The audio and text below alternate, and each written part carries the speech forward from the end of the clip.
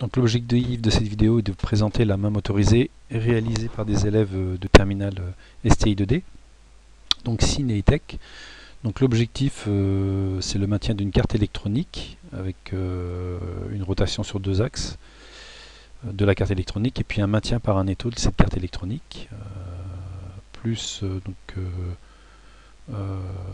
la partie éclairage, un pilotage donc en MR11 avec du 12 volts, tout simplement à LED sûrement. Donc les e-tech s'occupent de tout ce qui est mécanique et les signes tout ce qui est électronique et motorisation. Donc au début on était parti avec des servomoteurs pour la rotation des deux axes. Bon, on a fait des essais, au niveau couple c'était pas bon, couple moteur tout ça c'était pas très opérant, surtout au vu des frottements mécaniques de l'ensemble. Donc on est parti sur une autre réalisation, c'est-à-dire qu'on va motoriser les deux axes, axe et Y, avec des moteurs pas à pas. Et puis la motorisation du serrage se fera avec un motoréducteur. Voilà. On contrôlera aussi le courant dans le motoréducteur pour arrêter de l'alimenter. Et voilà, pour pas que le courant augmente et que la contrainte mécanique fasse augmenter le courant et que le moteur se grille. Voilà, tout simplement faire un contrôle du courant. On pilotera aussi l'éclairage, le MR11. Donc je vais vous présenter le schéma, la première étude qui en sort. Donc on a choisi un 16F876, un microcontrôleur. Bon, c'est pas la dernière génération, mais bon, il répond à notre besoin. Donc un 8 MHz avec deux condensateurs de polarisation de 22 picots, une LED de fonctionnement pour dire que le microcontrôleur est en vie, voilà, tout simplement. Une LED pour indiquer qu'on a une surintensité moteur et que donc normalement on a arrêté d'alimenter le moteur de serrage sur l'étau. 3 encodeurs rotatifs, donc un pour l'axe X, pour le moteur pas à pas, X, un pour l'axe Y, et puis un encodeur rotatif de serrage et desserrage pour le moteur à courant continu au niveau du servomoteur. Le bouton reset avec une remise à 0 du programme à la mise sous tension, le RAZ2 pour le micro, pour faire une remise à 0 du programme, le connecteur PIC-Kit 2 pour programmer le microcontrôleur. Donc au niveau des organes, donc on a un encodeur rotatif, donc on peut en trouver sur eBay, pas très cher. Voilà, c'est celui qu'on a choisi. Le motoréducteur, bon, on ne l'a pas encore choisi, faut pas qu'il tourne trop vite, donc c'est un moteur à courant continu plus des pignons d'engrenage. Voilà. Donc ça c'est l'encodeur rotatif. Donc le principe, on a des impulsions qui sont données, donc qui sont voilà, comme ceci, dans un sens ou dans l'autre, sens horaire, sens anti-horaire. Ce qui permet, le gros avantage de ça, c'est qu'on peut piloter directement le moteur pas à pas. C'est-à-dire on prend en entrée les informations issues du codeur rotatif, ou de l'encodeur rotatif. Après, on trouve différents langages.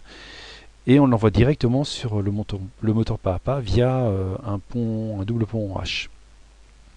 Au niveau des moteurs pas à pas, c'est à double enroulement, celui qu'on a choisi. Donc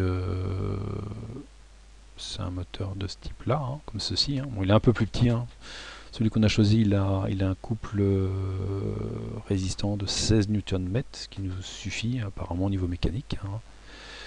Alors maintenant au niveau du schéma, donc on a nos 3 encodeurs rotatifs qui pilotent donc les 2 moteurs pas à pas plus le moteur à courant continu. Ensuite, au niveau du moteur de commande pas du moteur, donc on a un L293D. Voilà, et puis la connectique, donc le moteur pas à pas. Donc on en a 2.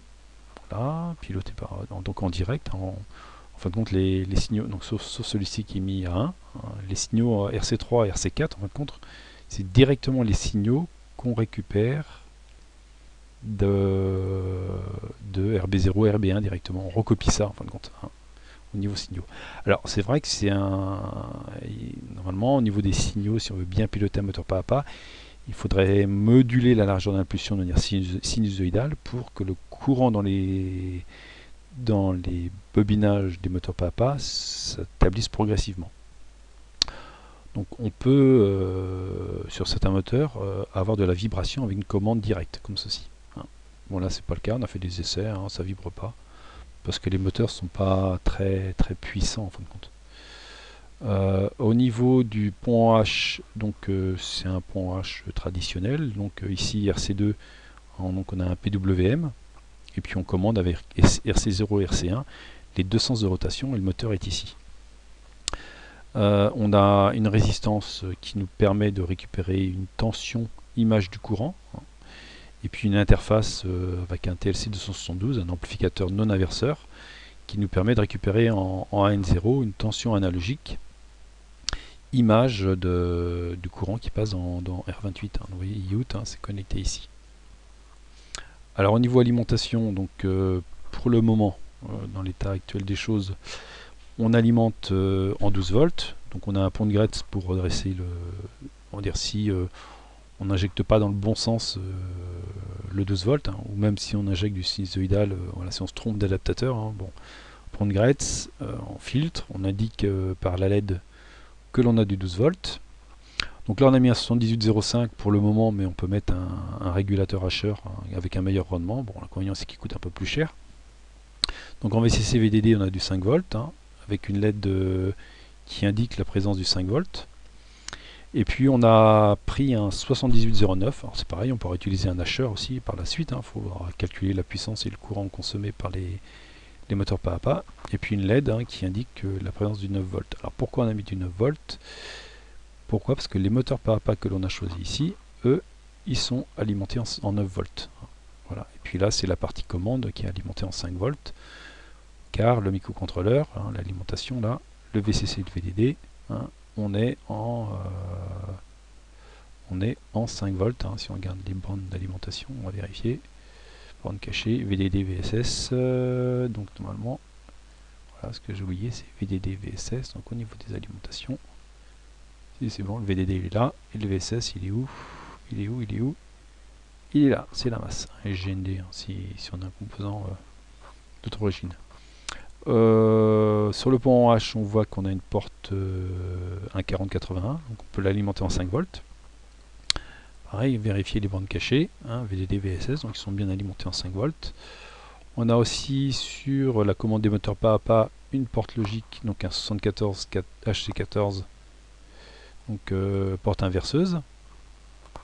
Donc pareil, alimenté, vous voyez, là c'est GND, donc là c'est important de mettre la masse, et là c'est VCC. Ce qui fait que l'alimentation ici, si vous ne mettez pas le GND, eh bien c'est mort, il ne s'est pas connecté. Donc voilà le projet dans la phase élaboration du schéma. Alors il n'y a pas de contrôle pour en parler des positionnements des moteurs. On pourrait, pour le moment non, mais on pourrait sur le microcontrôleur, vu qu'il nous reste des entrées analogiques, puis une entrée aussi qui n'est pas utilisée, c'est RB7, elle est juste utilisée pour la programmation, mais elle n'est pas utilisée autrement pour le moment. On pourrait mettre des capteurs à effet Hall pour capter le positionnement, c'est-à-dire à la phase d'initialisation, lorsqu'on met sous tension l'équipement, mettre les axes X, Y et moteur en origine, c'est-à-dire ouvrir carrément le mandrin. Mais bon, c'est pas utile dans la mesure où lorsqu'on le met sous tension, il est comme il est, on le voit bien comme il est, et puis on ouvre, on tourne à droite, à gauche les axes, donc c'est pas forcément utile. Donc voilà pour la présentation de ce projet.